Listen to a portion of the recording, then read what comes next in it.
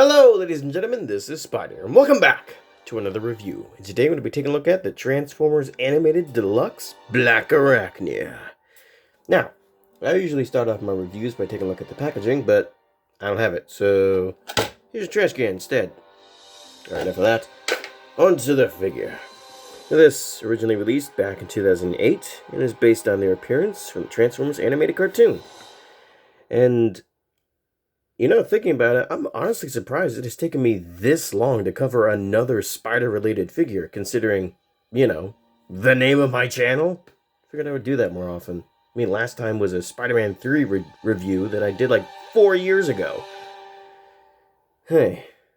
Anywho, on to the figure. So, first things first, we're going to cover her articulation. Now, her head is on a ball joint, and a pretty decent one too, because she can look all the way up. And she can look decently amount down. If you want her to look even further down, you can use the neck joint, which makes her look very, very much down.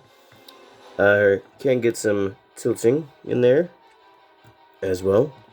The head can rotate all the way around if you so wish. There's the previously mentioned neck joint, which gives her quite a bit of movement there. Her shoulders are on a ball joint. They can go about that far out. Make sure these are out of the way. They can go all the way around. The elbow is also on a ball joint. However, it's facing inward, which means it bends like that. Just kind of also, because it's a ball joint, it can rotate. And nothing at the wrists, unfortunately. She also has some waist articulation, which is a bit limited due to all the stuff on the back, but it's not so limited that you can't use it. Her leg is also on a ball joint. It can kick that far forward. If you move the butt flap out of the way, it can kick about that far back. Can do a little bit of the splits. It does have a thigh swivel, so you can rotate it like that. It's got a knee, so you can get a decent bend in there. Get her arm out of the way, get that back down. And the foot can go up and down, and that's about it for articulation. Also, I do recommend when you stand her that you have the foot split like that, because if you want her to stand with the foot closed like that, yeah, she's going to be tipping over like every 5 seconds. So yeah, split the foot like that, and she will stand. What? Bad example. She'll stand fine. Oh, she'll at least stand better than if you have her foot all together. That could not have gone better.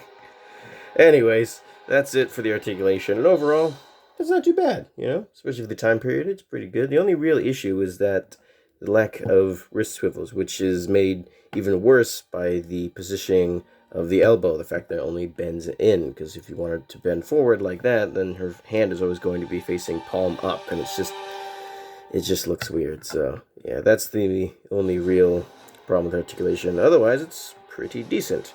Alrighty, now that we're done with that, we should move on to the details. We gotta move up the camera a bit here and bring it in. And here we have Blackarachnia's face, which is quite nice. You got her red eyes, which are enhanced by light piping, which is pretty good. You don't even have to shine a light. It's kind of hard to cover because her whole back of her head is just red plastic. So she has some very nice light piping going on. Unfortunately, some of the black paint is kind of scraping off her eyes, which makes them a little less defined. So that's a little unfortunate. Might have to try and fill that in later with a Sharpie or something, if that's even possible. And also, just because I want to. Woo! I just like doing that. Alright, leave me alone. You got a nice golden helmet with an hourglass on it. You got her lips, which do look a little undefined in some parts. Maybe due to the fact that they're not black like they were in the show. Maybe that's what's causing them to look like that. I don't know. You got a nice golden Decepticon symbol. Even though I think it was purple in the show, but whatever. You got a nice spider face chest thing. Just looks quite nice. Get some hourglass, some red lines in there. You got her arms. Her nice purple clawed hand. You got the legs. You got the back of the figure, which doesn't look too bad. You know, it's got a little stuff on the back, but I mean, that's kind of how it's supposed to look anyways. You got a nice little hourglass on the spider butt. You got some spikes on there. So, yeah, she looks pretty nice. The only real issue is that there is a gap right there. You can see through her. That is unfortunate. But I'm able to ignore it. So it's not a huge problem for me. But for someone it is a problem, yeah, that's kind of annoying.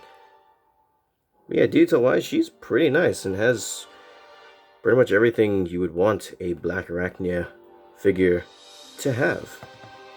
Yeah, I especially like how they were able to make the spider face become the whole, like, chest, torso thing. That's really cool how they made that look, and we'll look a little bit better at that in the spider mode. Yeah, so, pretty cool. I quite like it. You can also swing that forward if you want to give her, like, a spiked arm thing. Also, another thing you can do, and I'm not sure this is intentional or not, I imagine it is, but you can bring your two spider legs over her shoulders so she can stab people and steal their abilities, like in the show. That's really nice. Again, I think that's intentional. I mean, if it wasn't, that's quite a bit of a coincidence, because they're the only spider arms that are articulated. These ones are just solid rubber plastic. These are the only ones with a joint in it. So yeah, that's a cool thing. I like that. So that's pretty much it for the robot mode, and it's pretty decent. I do quite like it. Now she does come with an accessory, this little claw thingy. And basically push the button, pull out the claw, and it can grab onto stuff. And when you're done grabbing stuff, you just push the button again and it retracts. So yeah, it's neat. You know, she's a spider, so it's nice she has something to, like, spider web things with. That sentence didn't make any sense. You can actually plug it into her. There's this little hole on either of her forearm, but I'm going to plug it into this one because I feel like it. Yeah. Have her grab onto things and then retrieve it. And when it's not in use, it can plug onto her back right there. Let's just get that in there. There. That plugs in quite nicely. It doesn't actually look too bad on her back either. Although the red claw kind of sticks out a bit. So yeah. Ugh. Man, it really fits in there tightly. So yeah, it's a neat little accessory. Bit clunky, but it's neat. It's a lot funner, or a bit more funner in the spider mode, which we will get to very soon. But before we do that, we should take a look at the size comparisons. So let's get to that, shall we? Alrighty, so to start the size comparisons, as always, here it is with a LEGO minifigure. Oops, dropped it. The Pack of Destruction minifigure Mothra. The Pack of Destruction minifigure Godzilla. The Spider-Man 3 Black Suit Spider-Man. Now onto some more relevant size comparisons. Here it is with the Transformers Energon RC. The Generations Orion Pax. And with the two previous animated reviews, Cybertron Mode Ratchet and Lockdown. So you can see there she is, as she scales with them. It's not too bad, I think.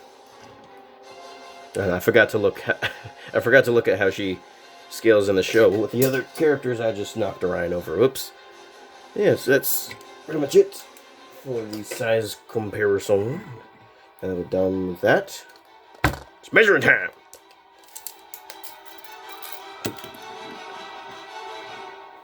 So,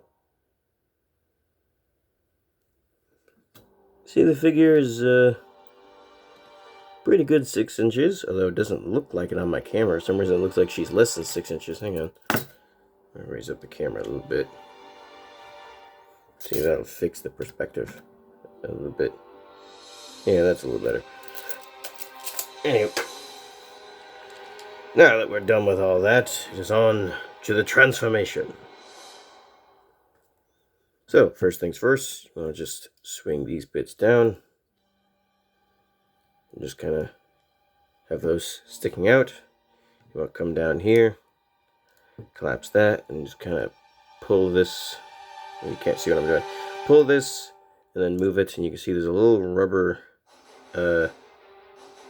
focus, thank you. A little rubber nub that will slot into either of these holes. There you go. So the top hole is for robot mode, the bottom hole is for spider mode. It's not the most secure connection, but it holds. Okay, so do the same thing on the other side. Boop a doop a doop, beep a doop boop. Okay. What you want to do is just extend that downward like that. Let's brighten things up a little bit. That's a little too bright. Okay. Right. You want to just bring these forward like that, and just kind of move the arm out of the way. So just bring those forward. There you go. Then you want to start collapsing this bit. There's a few things that will be going on here. You want to flip up this panel, and the head will fit down there. And there's that. Can you see it? There you go. There's a little thing that'll plug into the back of her neck. It does take a little bit of finagling to kind of get it to clip into place. Yeah. Okay.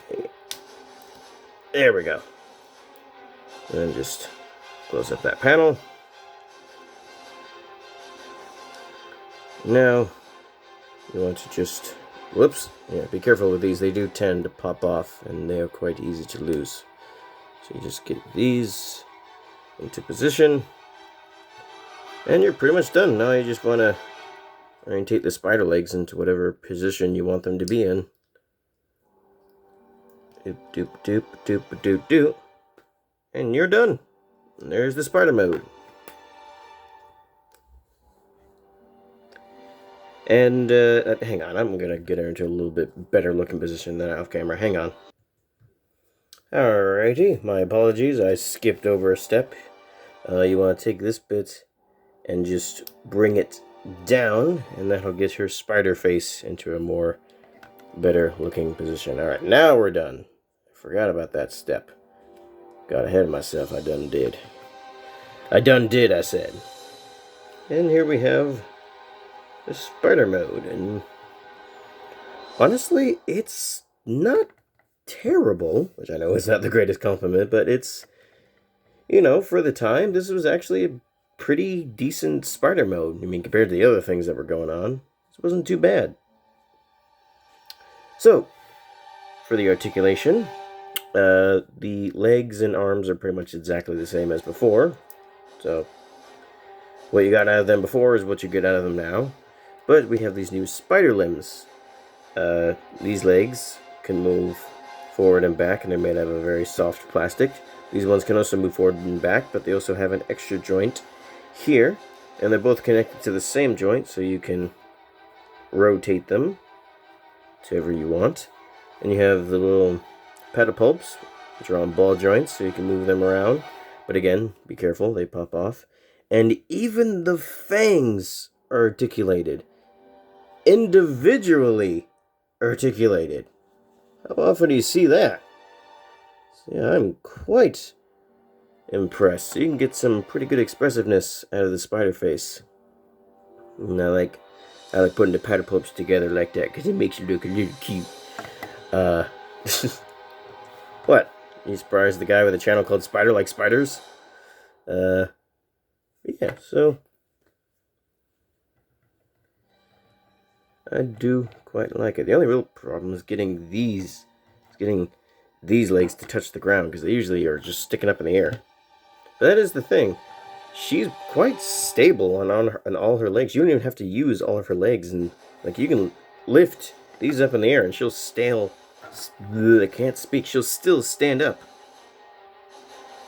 So that's nice. You don't want a wobbly, unstable spider, so yeah, she can stand up quite nice. Just trying to get the legs all better positioned. Just can be a little tricky to get them all on the ground, because it does look better that way. Now, whatever. You all don't care, only I care. Yeah, pretty cool little spider mode. And the face, as mentioned earlier, is just the robot mode, chest and torso. This looks quite nice. You got the little new spider legs that were on her back. You got this spider leg, which, yeah, that's just got the hand just hanging out there. That's not too great. You got the back legs, which, hang on, there you go. The back legs, which actually do look quite nice and slim, and I do like that. And you got the spider abdomen here, so those are quite nice. And you got the bottom of the figure, which, yeah, that's just the robot mode head just hanging out with the butt. It's a little awkward, but, you know, whatever. You do what you need to do to get the mode to work. And honestly, I do think it works. For me, anyways. I think it's a half-decent spider mode. Yeah. And you can bring back that claw accessory. And there's a new way to attach it now. Come to the bottom here, and there's those two tabs there, and that goes into those two holes. You just get that tabbed in nice and securely.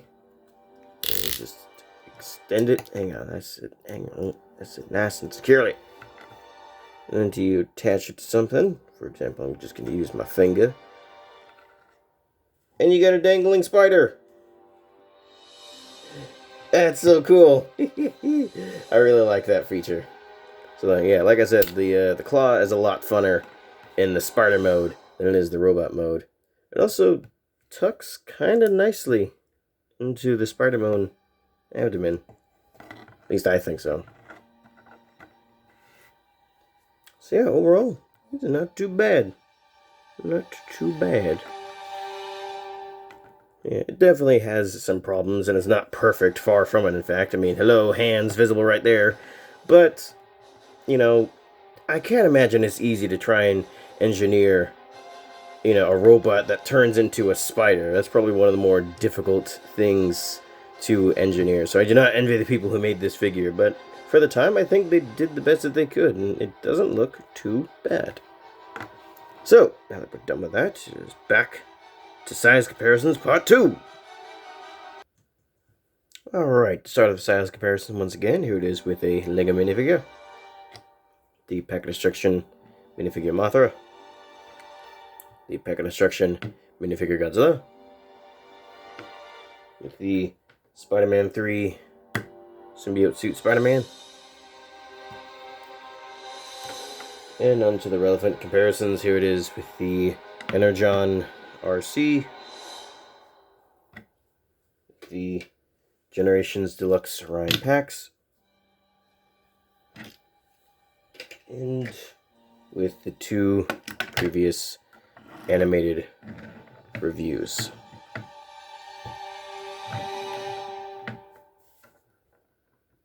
Yeah, I like that size. Again, I don't remember if it's accurate to the show, but I do like that size scaling. Yeah. You imagine that coming towards you, a spider that big. That would not be a pleasant experience. Anywho, measuring time. So, spider mode stands a little over 2 inches, but you can get her to stand a little taller than that if you so wish. And it is a bit, counting the back legs, it is that measuring tape is upside down, so I can't read it properly. It's a bit difficult to show off, but about 4.5, maybe, sorta. I don't know. That was kind of hard to read. So yeah, decent sized deluxe. I like it. And overall, I like this figure. It's quite nice. I also just really like the animated Blackarachnia design. I actually like it a bit better than the Beast Wars Blackarachnia design. Speaking of which, you remember when this figure got remolded into Beast Wars Blackarachnia? Remember when that used to be the most accurate version of that character? Whew, thank goodness that's not the case anymore. Yeah. Now, if you wanted to buy this figure for yourself, on eBay it's going for around $30 to $50 out of the box, which is, yeah, quite expensive. If you haven't figured that out already by the other two animated reviews, animated figures go for a lot these days. And if you wanted it in the box, brand new, that's going to be well over $90. So, yeah, quite expensive. So if you are going to get one, I recommend getting a pre-owned one, because I cannot justify paying $90 for this thing. It's hard enough to justify paying $50 dollars for it. But yeah, that's been my review of Animated Blackarachnia, and I quite like it. Yeah. But who knows, maybe I'm just biased because it's a spider. I don't know. Anyways, that's been it. Can't speak. That is all for this review. I hope you all enjoyed. See you later. Sayonara. Bye.